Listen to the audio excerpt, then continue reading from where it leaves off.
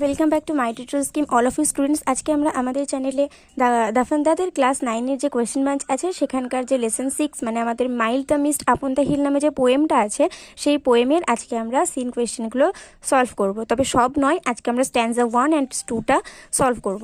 আমাদের এখানে দেখো এমিলি জেন ব্রন্টির লেখা mild the mist upon the হিলের লেসন 6-এর আমরা রিডিং স্কিল সিনের যে জায়গাটা আছে সেই জায়গাটা আমরা খুলে নিয়েছি। আর আমরা আজকে আমাদের এই ভিডিওতে এই স্ট্যান্জা 1 অ্যান্ড 2টা আমরা এখানে সলভ করব। মানে এখান থেকে আমরা সলভ করব এতটা পর্যন্ত। আমরা আজকে এতটা পর্যন্ত এই ভিডিওটা সলভ করব। তো এর পরের পার্টে আমি তোমাদেরকে এই প্যাসেজ 3 অ্যান্ড 4টা দেওয়ার চেষ্টা করব। তো চলো আজকের বেশি সময় নষ্ট না করে আমরা তাড়াতাড়ি করে ভিডিওটা স্টার্ট করি। আমাদের প্রথমে বেশ কিছু এমসিকিউ রয়েছে এবং এই এমসিকিউগুলো আমাদেরকে টিক মারতে হবে। তবে তার আগে এখনও পর্যন্ত যারা মাই টিউটোরিয়াল স্কিমকে সাবস্ক্রাইব করনি অবশ্যই চ্যানেলটাকে সাবস্ক্রাইব করে পাশে থাকা বেল আইকনটা প্রেস করে দিও আর অল বাটনটাও প্রেস করে দিও যাতে আমি ভিডিও আপলোড করার সাথে সাথে তোমাদের কাছে নোটিফিকেশন চলে যায়। আর দাফ অ্যান্ড দাতের অন্যান্য ভিডিও দেখার জন্য অবশ্যই মাই টিউটোরিয়াল স্কিমকে ফলো করতে থাকো, কারণ আমি প্রায় এই ক্লাস 9-এর দাফ অ্যান্ড দাত কোয়েশ্চেন ব্যাংক থেকে তোমাদেরকে নানা ধরনের আপডেট দিয়ে থাকি। তাই অন্যান্য ভিডিও পেতে এবং পরীক্ষায় ভালো রেজাল্ট করার জন্য দাফ অ্যান্ড দাত পড়তে থাকো এবং আমাদের মাই টিউটোরিয়াল স্কিম চ্যানেলটাকে ফলো করতে থাকো। তো চলো এবার আমরা ভিডিওটা শুরু করি। তো আমাদের ফার্স্ট এমসিকিউ আছে, the mild mist is upon the mountain hill house valley. এটা আমাদের হিল হবে, তো আমাদের হিলের পাশে এখানে টিক মারতে হবে। The mist tells that there would be no storm tomorrow, the previous day, next week, next month, tomorrow. The day has completed its walking struggle, weeping, running, whipping.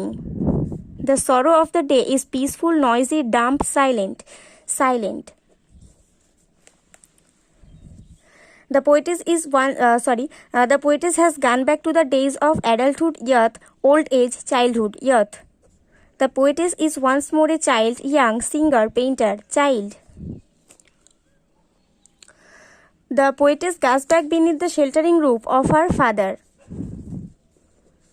The poetess remembers of house, Haldor, hill, mountain, Haldor.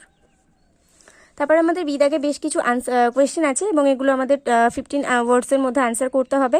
তো দেখো আমাদের first question আছে, how does the poetess come to know that there would not be storm tomorrow. কী করে লেখিকা জানতে পারলেন যে কালকে কোনো ঝড় বৃষ্টি হবে না।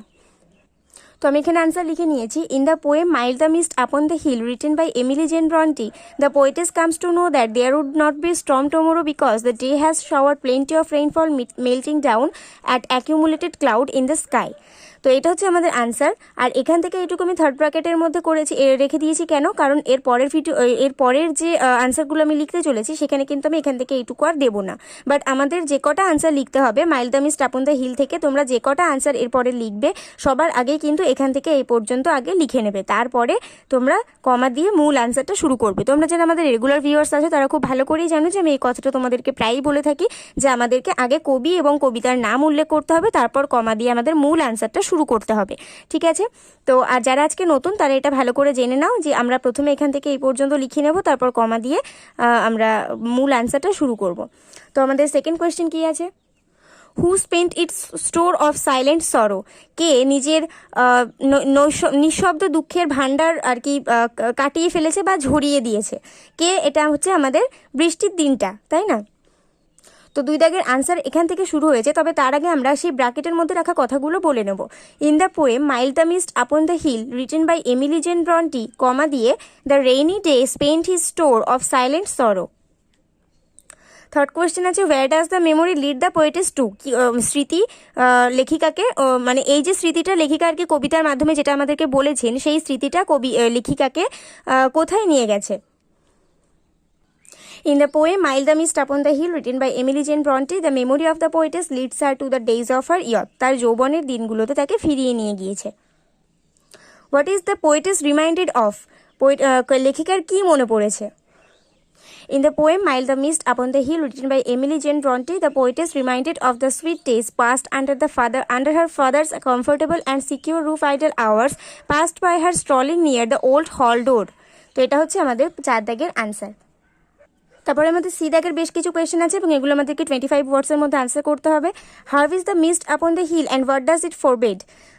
আমাদের যে পাহাড়ের উপরে যে কুয়াশাটা জমেছে সেই কুয়াশাটা কি ভবিষ্যৎবাণী করেছে।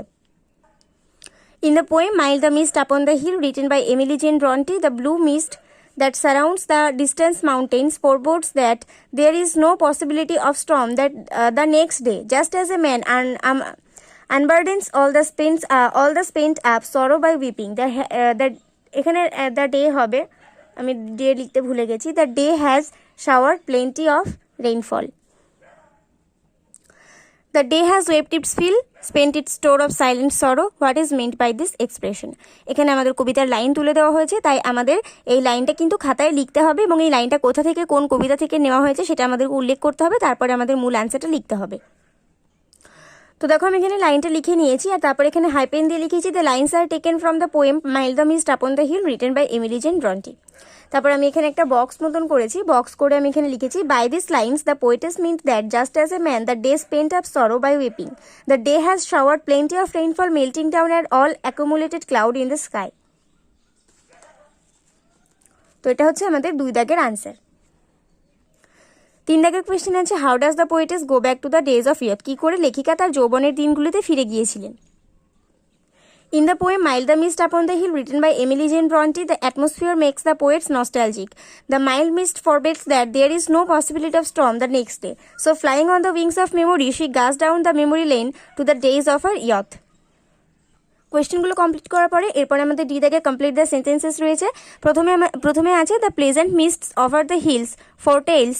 তো এখানে আমাদের যেহেতু আনসার ধরবে না, আমি খাতায় লিখেছি foretells that there is no possibility of storms the next day. সেকেন্ডে আছে the day has wept its fill spent its store of silent sorrow. 3 দাগে আছে the poetess goes back to the days of her youth. আর 4 দাগে আছে the objects of her youth that the poetess particularly remembers. The sweet days passed under her father's comfortable and secure roof, idle hours passed by the poetess strolling near the hall door. তারপর আমাদের true false আছে the mist upon the hills foretells weather with violent storm the next day. আমাদেরকে কি ওই কুয়াশা মানে পাহাড়ের উপরে যে কুয়াশা ছিল সে কি আমাদেরকে বলেছিল যে পরের দিন একটা বিধ্বংসী ঝড় হতে চলেছে, এরকম তো কিছু বলেনি, বরং সে আমাদেরকে বলেছিল যে পরের দিন কোনো ঝড় হবে না, তাহলে এটা আমাদের ফলস. আর এর সাপোর্টিং স্টেটমেন্ট যেহেতু দিতে হবে, তাহলে সাপোর্টিং স্টেটমেন্ট কোথায় আছে? এর সাপোর্টিং স্টেটমেন্ট আমাদের এইটা হবে যে mild the mist upon the hill telling not of storms tomorrow.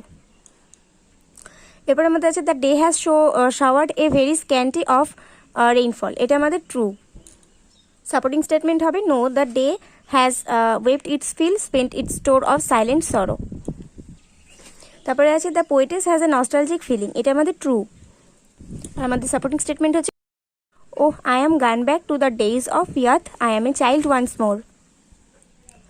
The poetess recalls of her father's pleasant garden. এটা আমাদের ফলস, কারণ লেখিকা তার বাবার মনোরম বাগানকে মনে করেনি. আমাদের সাপোর্টিং স্টেটমেন্ট হবে এইটা and beneath my father's sheltering roof and near the old hall door. তো আজকে আমরা এখানে mild the mist upon the hill পোয়েমের স্ট্যান্সা 1 অ্যান্ড স্ট্যান্সা 2 এর সমস্ত কোয়েশ্চেনগুলো সলভ করলাম. এর পরের ভিডিওতে আমি তোমাদেরকে প্যাসেজ 3 এবং প্যাসেজ 4 দেওয়ার চেষ্টা করবো. ততক্ষণ পর্যন্ত এটা সবাই ভালো করে প্র্যাকটিস করে নাও এবং ভালো করে দেখে নাও যে কোথাও তোমাদের কোনো বুঝতে অসুবিধা আছে কিনা. আর যদি বুঝতে অসুবিধা হয়ে থাকে তাহলে অবশ্যই আমাকে কমেন্টে জানাবে, আমি সেই বিষয়টি ক্লিয়ার করে তোমাদেরকে অবশ্যই বুঝিয়ে দেবো. আর আজকে ভিডিও পর্যন্ত, পরের ভিডিও তোমাদের সঙ্গে দেখা হবে. ততক্ষণ পর্যন্ত যদি অন্য কিছু তোমাদেরকে ইম্পর্টেন্ট বলে মনে হয় তাহলে অবশ্যই আমাকে কমেন্টে জানাবে, আমি সেই বিষয়ের উপর ভিডিও বানিয়ে তোমাদেরকে অবশ্যই দেওয়ার চেষ্টা করবো. আর ডাফ এন্ড ডাতের অন্যান্য ভিডিওর জন্য অবশ্যই মাই টিউটোরিয়াল স্কিমকে ফলো করতে থাকো. আর এই ভিডিওটা ভালো লাগলে অবশ্যই বন্ধুদের সঙ্গে অনেক শেয়ার করে দিও, যাতে তারাও এই ডাফ এন্ড ডাতের এই সমস্ত কোয়েশ্চেন আনসারগুলো ভালোভাবে সলভ করতে পারে. আর অবশ্যই একটা করে লাইক করে দিও ভিডিওতে, আর অবশ্যই চ্যানেলটাকে সাবস্ক্রাইব করে দিও. তো চলো আজকে ভিডিও পর্যন্ত, পরের ভিডিওতে তোমাদের সঙ্গে দেখা হবে. ততক্ষণ পর্যন্ত সবাই ভালো থাকো, সুস্থ থাকো আর মন দিয়ে পড়াশোনা করতে থাকো.